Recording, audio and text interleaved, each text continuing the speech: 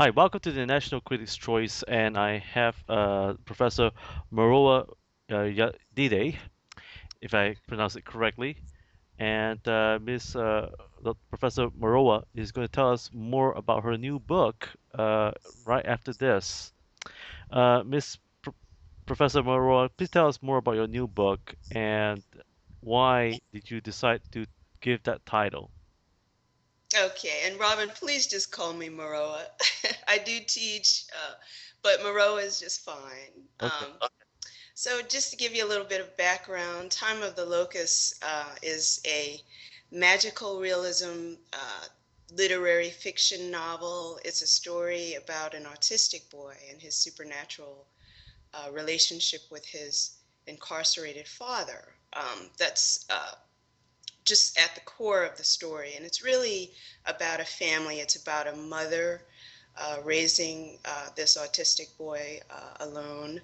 Um, and it's an exploration of the duality of worlds. There's the land of air, which is the real world in the mythology of this book. And then you have the world of water, which is the imaginary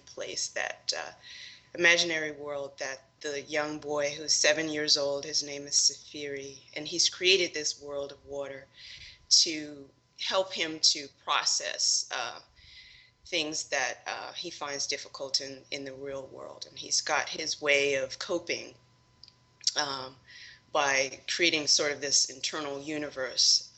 He's on the autistic spectrum, he doesn't have communication skills, so he's unable to really talk in a regular way to his mother. And this is a source of not only tension, but it's really the challenge of this parent and child relationship. How can they communicate? How can they reach each other?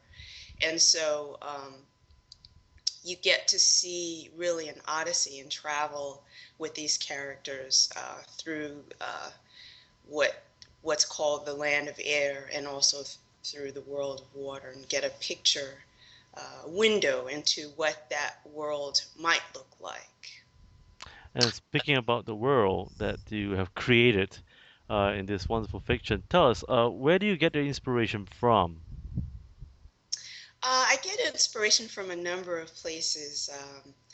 I'm very image driven, so a lot of times a concept might start with an image, something I see that I found intriguing, something I heard about that I found remarkable. I think with Time of the Locust, it really began with a picture I saw of a little boy about the age of the character in the book, Safiri. He looked to be about 7 years old, and he was looking out.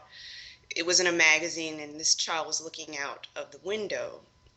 He was also a non-communicating child, but he had this just magical look in his eye, and it just seemed like there was an entire universe behind that eye. And I remember thinking, wow, if we could just uh, get a picture, a glimpse of what this child might be thinking, what he might be exploring, what he might be imagining. Wouldn't that be wonderful?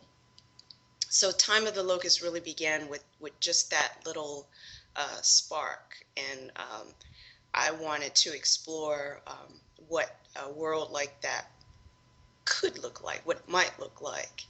And then I guess another inspiration came with my long-standing fascination with languages. I've always liked different languages. I've always been fascinated by different ways to communicate, and I believe that there's a language of hearts as well. So I mean, when I was in school, I took French for many years, and then I went on to take Japanese. And so I always liked the different forms of communication, different ways to convey an idea.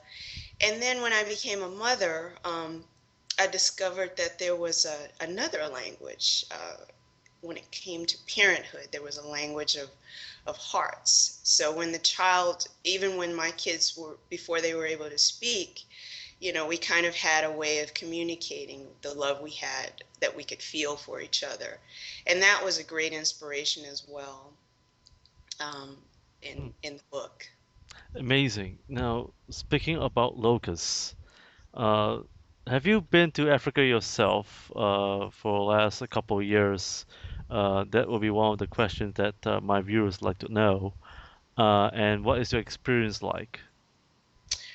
No, I have not traveled as yet, but I think that when you deal in concepts as a novelist, you one of the skills I think many novelists have, and I hope I have as well, I believe I have as well, is the ability to extrapolate from a concept.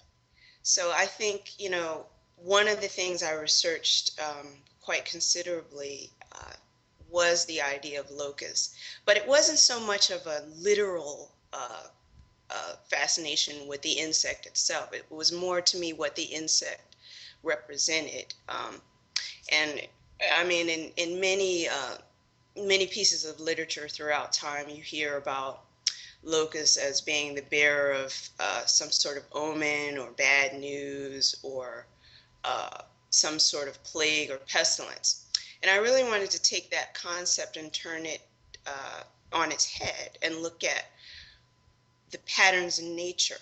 What might the locust represent just as a natural pattern of nature? And so I began to look at different types of locusts. And one particular type I focused on was the mountain locust, which conceptually is represented in the second part of the novel in the Rocky Mountains. And this particular locust actually was native to North America, was native to the Colorado regions, the Plain States, and it was a locust that had a very unique uh, life cycle. It had a dormant cycle where it would stay underground, unknown about, for maybe 13 to 18 years. And then all of a sudden it would emerge from the earth. So throughout the novel, the locusts represent many things, but the main thing they represent is a message of change, of coming change. And so the boy begins to dream. Safiri, at the beginning of the novel, the first thing the reader sees is Safiri commenting on the fact that he keeps dreaming about these locusts. So it's really a foretelling of what is to come for this child. And these are good things to come. Change is not always a bad thing. Change is sometimes necessary. And so the time of the locust really focuses on emerging from dormant situations, dormant challenges, uh, dormant discoveries that kind of emerge, and the reader discovers those along with the character. And speaking about character, one of the best characters that locusts have is also comes with good health.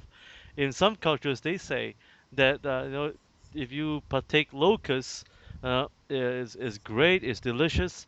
Especially in the Bible, the prophet John the Baptist was said in the scriptures that he had locusts as part of his diet. That's amazing. That's that's right. And you find it funny. I find it funny also that and I love to watch cooking shows, and you see of late a lot of shows focusing on locusts and the high protein qualities that they have. And of course, many societies have been partaking in locusts for centuries, so it's not Yes, particularly new to a lot of people. But but yeah, still, level, but still, multi-level. yes, but still, locust is still kosher. That's right. That's right. That's right. So folks, please do try to get hold of her book. Uh, Coming up between in the summer or spring June. by her publisher, right? Yep, it'll be out on the shelves June 2014. That's right. You can Google it and find it now on Amazon and pre-order it. Simon and Schuster's site also. They've done reviews on it, and you can order it from there as well. Now, Miss Morowa, could you you know uh, help us by giving a short reading, probably, a preview for all our viewers around the world what the book is like, and probably about 4 or 5 minutes, if that's okay with you. Sure. If for it's a little bit longer, so I'll That's stop okay. whenever you like. But this is an excerpt from the novel. It's a chapter called "There and Not There," and it's really just a moment where Safiri, the little boy, is playing in the closet. He likes closed-in spaces, dark spaces. It kind of helps him to block out some of the overstimulation and the sensory overload. So this scene begins with him in the closet, and he discovers a photograph, and he's trying to figure out who's in the photograph. Safiri had discovered as early as 2 years old that air and water were different places with different ways and language. He had been playing with some colored blocks on the floor. He had wanted to line the blocks up and then line them up again. He remembered his mother picking up different blocks, saying something and pointing. He did not look at her face, but he could see that finger pointing from the corner of his eye and her hand holding the block. She took his hand and placed it on each block, and he felt as if he was being pulled apart. He didn't want to hold the blocks. He didn't want to think about their shape and color and mimic her sounds. He had only wanted to line them up and line them up again, to ensure that they were where they were supposed to be. He tried to explain, but his mother did not comprehend him, and the more he tried to get her to understand, the more it became clear to him that she would never know his language. But now, when Safiri felt brave and adventurous, when he did not long for the blackness and the ordered space of the coat closet by the front door, he ventured to his mother's closet. It was like a small room with a door that he could close. He enjoyed the two sides. One side had the swish and swirl and scratch and fluff of his mother's clothes with the smells of coconut oil and cinnamon. The other side was completely bare, with a single wooden pole running across its width. He loved the dichotomy of the space. One side was filled to the brim with fabrics and belts and stockings and hats. The other side was filled with emptiness. One day he was exploring the shoe boxes on the floor while his mother was in the bathroom, and he saw something glossy stuck under the iron grate, covering the air duct on the nothing side of the floor, ruining the emptiness. He lifted the grate with some difficulty because it was old and rusted around the edges, and pulled out a photograph. There was a man in the picture, wearing a big white shirt and black pants. His brown skin glowed in the sunny day and the green trees behind him. He held his arm around a woman standing next to him. She wore a patterned sundress, the color of lemons and melons and candy. She was slender, and big peacock feathers dangled from each earlobe.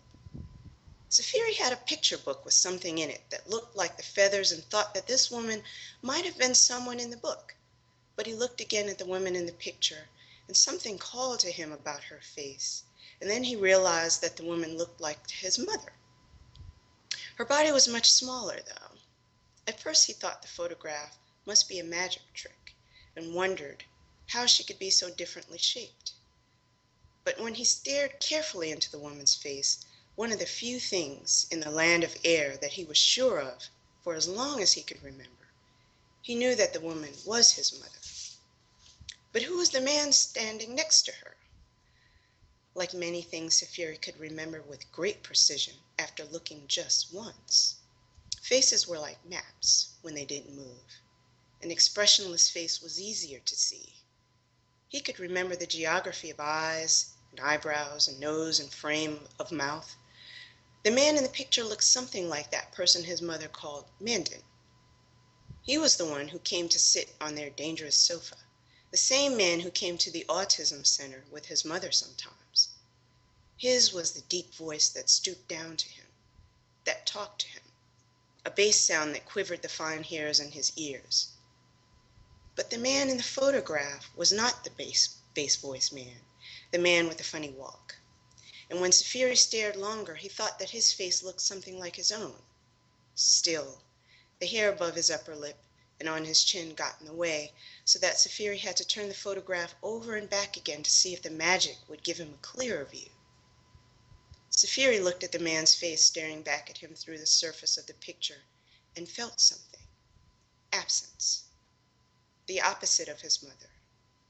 He knew her by the alarm in her room, which sounded at 6 o'clock every morning, the cake she baked every 30 days. That was how he knew it was a new month. She scrambled eggs for breakfast. He did not like eggs, but liked to stare at the yellowness of them while he ate cereal. She soaked him in the bathtub through his rigidity or tantrums. She held him when he screamed. She smelled of coconut oil and cinnamon, always. That was her regularity. That was the order and symmetry of her being. But he liked the photograph, the left and right and known and unknown of it. The big man in black and white clothes on one side and the little color-laden woman on the other. And he looked at the kaleidoscope of the closet on one side and the white-walled emptiness on the other and thought that perhaps the empty side was this man's side, that the filled side, the side of lemons and melons and candy and peacock feathers, was there, that the empty-poled, barren side, the picture man's side, was not there. Something on the blank side had once been filled with something and then was not. Safiri figured that this man had been on this side of the closet, and then he was not. He, the absence, was now the regularity of not being there. Safiri was satisfied with the duality of this. He lifted the grate and dropped the photograph into the air duct. It slid down into the worm of black and disappeared. The empty side was not like the other constants and timetables that went with the order he knew of his mother. The nightly ritual of baths and pajamas, the steady emerald green of the mouthwash, the sanctity of the medicine cabinet, the peanut butter and jelly sandwiches, the tick-tock of the clock in the hallway, the repetition of the steps. Safiri looked again at the hole beneath the iron grate where he had dropped the picture. It was gone now, where it was supposed to be. He hid the picture where it wouldn't ruin the emptiness, in the order and safety of the black. Safiri wondered if air people knew about the dark, and if they hid in it too. Amazing, amazing reading. And ladies and gentlemen, please look out for her new book and coming up in June this year in 2014. Now, Miss Morowa, please tell us, uh, what's next for you? Do you have another book coming up right after this, or do you have a Chronicles? I do have another project in the workings, but Time of the Locust is the focus right now. I have already started scheduling events in Manhattan, readings. The first one, I believe, is in May at the KGB bar in Manhattan. It's where many literary figures go to share some of their work. So I'm really looking forward to that. And there'll be a book tour throughout the summer. And I hope to come out where you are to Singapore. I plan on traveling to Japan and some other countries on book tour as we Please expand do. out. I'm looking forward to it. Please do. If there's any Japanese in the audience out there in your listening audience, Time of the Locust, oyonde kudasai. Oh, thank you. The and also the Japanese community here in Singapore as well. Oh, And wonderful. they'll be willing to listen to your new book, and especially there are book clubs in Singapore as well. Uh, the women's group, the women's United Nations book club as well. Oh, Please take note. Do take note of that. That she might come to Singapore, and do send her an invitation to Miss Morowa. And Miss Morowa, I know that you're keeping secretive about your next book, you know, but what will be the title? Do you think that's going to be for your next book? oh, I would have to say that's classified. And Okay. actually, it's still, I'm just kidding. It's still so much in the works, but It will be released. You'll hear about it soon, coming up on the heels after we go through the wonderful odyssey of sharing time of the locust with the world. I understand. Now, one of my viewers would like to know how long this taken you to write this book. Uh-huh. Well, it took 3 years. It took about 3 years to write Time of the Locust. I actually started with short stories. The chapters, I started with chapters and turned them into short stories. And so they were kind of self-containing stories, 3 or 4 of the chapters, and I went on to publish those in various anthologies early on. And then I'm the type of writer where I like to write different parts of the novel all at once. And then I kind of sew them together at the end, like almost like a quilt. So I stitch the different pieces together and change here and change there and fit it so that uh, each part is a counterpart to something else. And so I think I write along those duality lines, and that's probably why Time of the Locust has a lot of opposite themes. There's the world of light, there's the world of dark. The world of dark is really the prison, the Black Plains Supermax, where Safiri's father has been imprisoned for 7 years. So the reader goes on an odyssey of what solitary confinement might be like for years at a time. Um, Sounds like Mandela. I think it's more, Sorry. yeah, I think there's probably some commonalities in in many solitary confinement prisons, no matter where they might be around the world. This particular prison in the book is actually subterranean. It's underground. So there's the world that's above ground, and then there's the underground world, and that's sort of a theme throughout the novel. You have the interior world of the characters, what they're trying to cope with inside, and then you've got what they have to deal with outside and or above ground in their everyday lives. Um, you have the subconscious and then the conscious mind. Uh, so I think that the reader will really get an interesting adventure on what maybe parts of worlds that they've never seen before. Maybe Mm. they've wondered about. And this book is an odyssey in exploring what those new worlds might look like for the reader. Now, one of my viewers has just sent me an email and would like to ask this question, um, and that is, dear Miss Morowa, c- do you think that this book, the Time of the Locust itself, although many of us have not read this book yet, is scheduled for release in June, in 2014.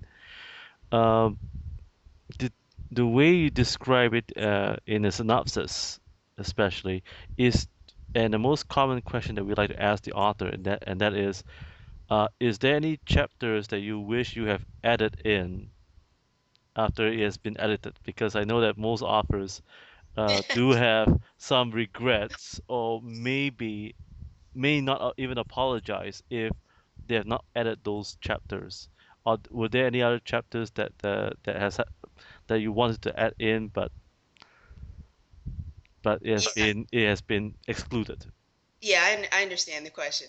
I think I am fortunate in my writing process that really matches my personality. I tend to be a very uh, organic writer, but yet on the other side, I'm very, very, very meticulous.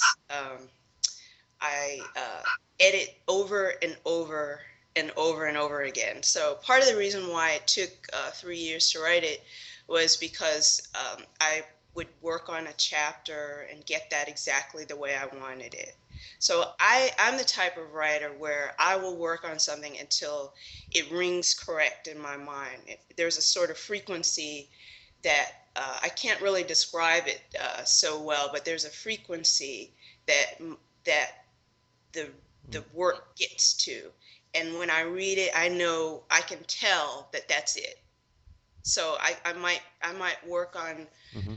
I mean, I've rewritten the book at least 20 times, 20, 25 times the entire book, writing sections of it over and over again, re-editing, going back and revising. But it's almost like sculpting, so that you're chiseling and you're using sandpaper and you're smoothing and you're touching up this area and touching up this little area down here. And so that when you get to a certain point where you can look at it and you can say, yes, that's what I wanted to say. That's it. That's what I wanted to do. And I think that some writers, and myself included, have been guilty of this at one point or another, where you obsess over the editing. And I think that that can be a danger, where you can edit forever. So I tended to pull back and fall back on that inner voice, that inner frequency, that inner compass, where I follow that compass while I'm writing it and while I'm revising it and editing. And then when I get to that point on the horizon or the ocean or whatever, where I can look out and see that view in my mind and say, yeah, that's the view I want, that's when I stop. Now, speaking about putting a full stop on the last page, Mhm. there's a question right now.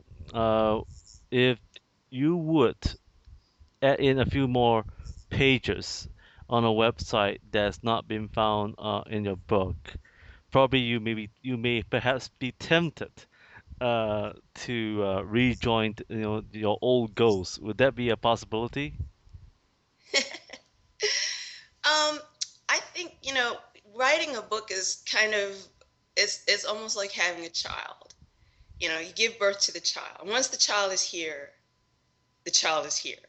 You don't go back and try, you realize at the moment that you finish it and feel like it's finished, that, you're not going to go back and fix that child, so to speak, symbolically.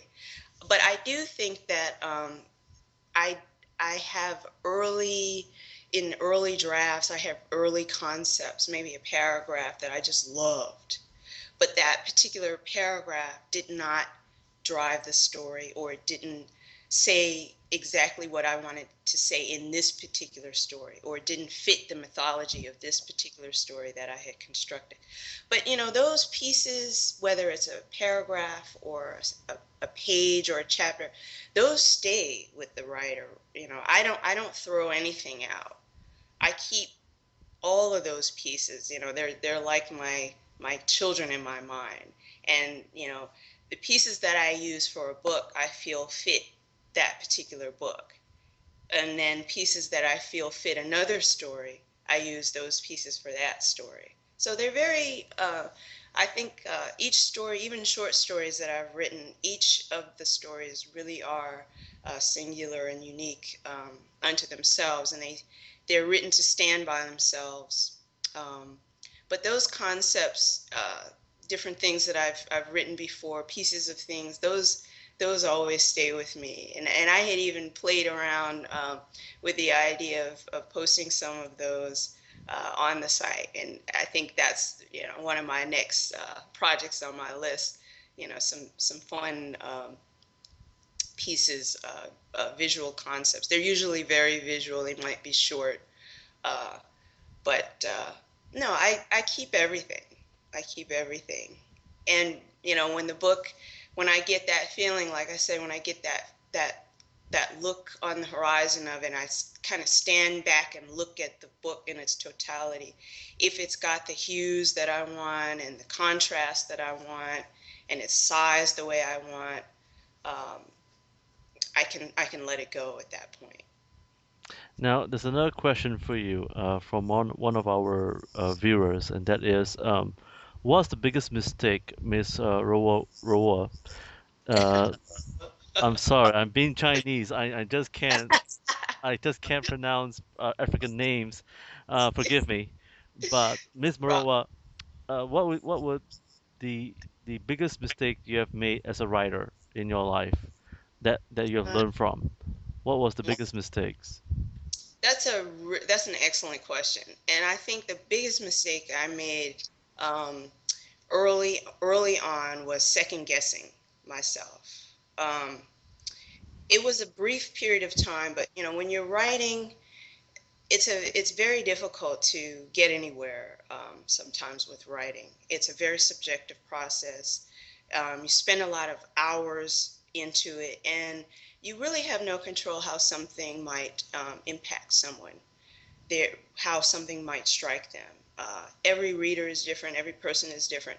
So I think the biggest mistake that I had made earlier on is not remembering that. Um, Not stopping to think, hey, this reading is an it's an imaginative process.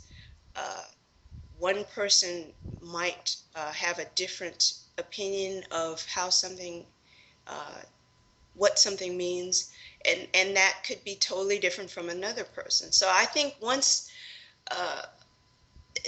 think once a writer begins to fixate on that, it really gets in the way of creativity. So I think very early on, I had, for a brief period of time, kind of spent some time wondering what others might think. But I discovered then that if you constantly worry and think about what someone might think, or how something might impact someone inside their mind, it really gets in the way of the creativity. And I think that's a huge creativity killer for any writer. So I think if I would have to reflect on a mistake, that would be the greatest mistake, however brief it was, that I made. And I'm very proud that I was able to quickly identify that as a creativity killer, and move beyond that and really get back to the story. At the end of the day, it's about the story, and either the story stands or it doesn't. Either it dazzles the reader or it doesn't. And I'm a big fan of literature that dazzles the reader. I think no matter what country, no matter what language, no matter what group of people you're talking about, human beings really want to be uh, taken to another place. They want to see another world. They want language that fascinates them, that takes them on a journey. They want to discover. And I have used that as my sort of navigation tool, and it's done me well since. And speaking about writing well, one of the questions now that my viewers like to ask is, dear Miss Rowoa, or what are the three creative killers do you see that most writers face? Uh, because I'm a writer myself, and I'm young, and I trying to find my path on how to write well and write the right way. So what are the three creative killers that you find in your life? Great question, great question. Okay, so writer to writer. The first killer is focusing on what someone else thinks. You have got to keep, while you're writing, you have got to block everything else out, literally. Don't think about other things, other people. Only think about your story. When you're working on your story, work on your story. And realize, as I said earlier, that it's subjective. If just because someone likes your story and another person doesn't, that may not have anything to do with your story. It just might be that person's tastes or interests. So that's one big mistake, uh, a creativity killer. A second creativity killer is really trying to write someone else's story. Write your story. Don't try to write like another writer. Don't try to, if you're in a workshop and you're let's say it's a writing workshop, and which is they're very useful, by the way, writing workshops. But if you go around the room and someone else is reading a story and you're sitting there thinking, oh, maybe I should try my story that way, only look at techniques and maybe styles of writing as tools. But your story really is your story, so focus on that. And I would think the third creativity killer, for sure, is uh, doubting yourself. It's a craft, and as long as you're committed to keeping that craft uh, going, as long as you're committed to perfecting your abilities to the best of your ability, you'll be able to shine. So I would say those are the three creativity killers. And shine you will, Miss Rowoa. And Miss Oh, Rowoa is going to release Time of the Locust in June 2014, and it's available on Amazon.com. And as well as you can also look up at her website for more information. sure. The website is www.morowayejide.com, or you can just Google it and it'll come up as well. That's right. And Miss Rowoa, um, finally, my last question to you is this: what are the kind of success uh, techniques that has helped you to market your book? You know, could you able to give three suggestions that that has become very effective for you? I mean, besides just writing the book and have it published, because most of the young authors that send me a question says that I have published my book and I just placed my book on the bookstore, but it doesn't seem to move at all. Help! Is there something wrong with the picture? So so how do you get your books being known and Yeah. amplified? Of course, other than coming to my stock show. Other than coming to your show, of course, Yes. yes. That's a big way. One really big way. Well, first of all, you have to realize that there's a whole marketing side to writing a book. In the era we live in today, publishing has gone through a lot of transitions, a lot of changes, and it's really a pretty crowded world now, a crowded world of books. So I took the standpoint of how can I create visibility? How can I sort of shout above the crowd and get on the radar screen of those channels that can help to spread the word about the book. I, at a very early stage, I began, as I said earlier, publishing the excerpts of the novel. So those excerpts went on to be anthologized. So that's one way. As all those writers out there, if you have a novel, or if you have a novel in progress, start looking at publishing those chapters, um, the really standout chapters that can really give a feel for the novel itself, and really push to get them into uh, anthologies. One of the strategies I used was contests. I entered, for example, in the UK, in Britain, they have the Wellesden Herald International Short Story Contest, and I entered short story there. It gives you visibility. I was one of my story Tokyo Chocolate, which was not a particular excerpt from Time of the Locust. However, it was a short story, but it gave me a lot of visibility as a writer. I was one of the top 10 picked, and it was eventually nominated for a Pushcart Prize in 2009. So that's one way. You can begin with contests. Now, once you have a complete manuscript, you can then go to the second tier of national contests for novels. I entered the Penn Bellwether Foundation contest, which is a very prominent American literary contest, and it seeks to look at promising unpublished manuscripts from new writers.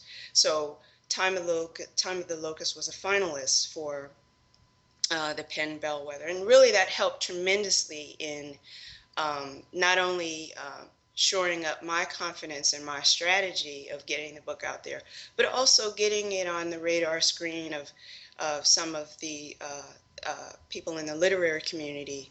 Um, so that helped as well. And then I would say the third suggestion is really you really have to get out there and network. You have to really put out your query letters, put out your requests. It's difficult. I got maybe 50, 60 rejections before I got one yes.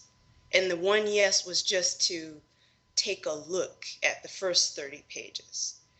So you have to have a sense of being on a mission, on a journey, and realize that you're going to discover a lot of things along that way. But if you keep at it, if you keep at it, and you really believe that your work has a message and that people, whether they be editors or bloggers or publishers or readers, at the end of the day, everyone's still interested in a good story. So if you keep that at the top of your mind while you're getting those rejections, while you're getting those emails that bounce right back, those form letter rejections, sooner or later, if you really research the type of audience you have and the editors that might have interest, which is what I did, I didn't have an agent. I specifically directly looked at what editor looked for editors that had a particular sensitivity or interest in literary fiction specifically. So I didn't target mystery writers. I didn't target young adult. I'm sorry, mystery editors. I didn't target young adult publishers or romance fiction publishers. I targeted literary fiction publishers and editors and readers who like stories that explore the universality of human behavior and human discovery. So those three things I would say are the best strategies you can use, especially given the fact that you don't have really control over a whole lot of things, but you do and can have control over your own perseverance and how far and long you're willing to work at something that you love. Amazing. Everyone has a superhero in our lives, and that goes the same with Miss Morowa Yejide. Morowa Yejide. Yes, Miss Morowa Yejide, thank you so much for sharing with us. But if you could indulge just one last question with me, and that is, um, who are the authors uh, that has influence in your writing? I mean, you read many, many books. Definitely, you could name some authors that has influenced you. Who are they? And what was your last book that you have read so far? Yeah, great question. I am a big fan of the classics. I meaning classic literary fiction heroes to me are people like Toni Morrison. I adore her tremendously. I have tremendous respect for her body of work. She's one of the authors whose books I've read, over and over multiple times, simply because I learn something each time I read them. Um, I would say William Faulkner is definitely another influence. As I Lay Dying is one of my favorite books that he's written. Cormac McCarthy is another literary influence, particularly because of his use of imagery. Not so much in his recent book, The Road, which is a wonderful book, but really his earlier work, Blood Meridian, which is an extraordinarily visual story. And since I'm very visually or image driven writer. I love to create images in my stories. He's definitely a writer that I would consider an influence. And uh, Gabriel Garcia Marquez, for sure. His work, 100 Years of Solitude, is just a wonderful example of um, how you can create a symphony of story pieces and sort of knit them together. And then I would say Paulo Coelho, The Alchemist, is his book. The Alchemist is another story. I just love the simplicity of that story, the purity of it, um, the, the the use of simple concepts to explain very complicated issues. And but I would say that's kind of the set of writers. Salman Rushdie for sure, and Isabella Allende, because they are influenced by Gabriel Garcia Marquez as well. Sort of that neighborhood of writers, magical realism, um, and capping them. I do have to say that it would be Toni Morrison as my hero if I had to pick a hero out of all of them. I think Song of Solomon is a masterpiece in the odyssey of the human spirit, and I aspire to those journeys for readers as well. Miss Morowa Yadide, thank you for joining us here at the National Critics' Choice. And folks, please kindly look forward to her new book, Time of the Locust, coming up in June 2014. And before we really go, I know this is going to be hard, but Miss Morowa, what will be your three wishes for 2014 that you would like to share for all our viewers? What will be Ah, your three wishes for 2014? You know, I before you say it, folks, this she's my last author of the year. For 2014, and so wow, it's been a while. After 5,000 episodes, I can't complain. that's wonderful, Robin, and thanks for having me. I would say my three wishes would be health for everyone, self-discovery for all of us and whatever challenges we might be facing, and good reading. Those would be my three wishes for 2014. Well, once again, thank you for joining me, and please do visit the website and place your order with Amazon.com. Time of the Locust by Miss Morowa Yadide, and have a